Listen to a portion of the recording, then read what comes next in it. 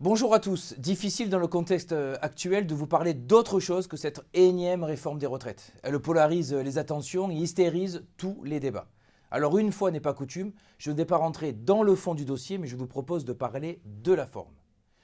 Comme pour toutes les réformes touchant au monde du travail, notre sujet émerge, c'est le match des légitimités, avec d'un côté les élus de la nation et de l'autre la rue, dont les cortèges sont vraiment un succès depuis le 19 janvier dernier.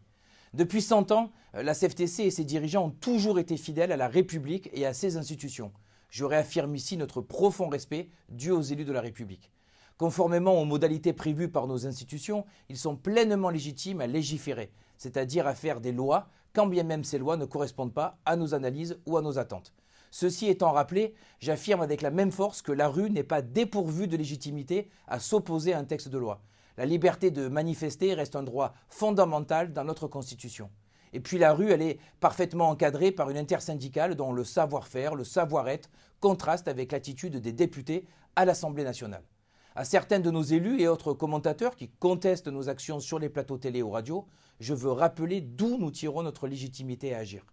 Comme pour les élus de la République, c'est le vote qui nous rend légitimes. Or, la participation aux élections professionnelles, elle est bien supérieure à celle des législatives. On entend aussi, mais avec 7% de syndiqués, vous ne représentez que vous-même. C'est nous faire un mauvais procès. La CFTC, elle compte 140 000 adhérents. C'est beaucoup plus que la plupart des partis politiques. Alors non, il n'y a pas de match entre le Parlement et la rue. Il y a des légitimités de nature diverse qui, loin de s'opposer, devraient se compléter avec le bien commun comme seule et unique boussole.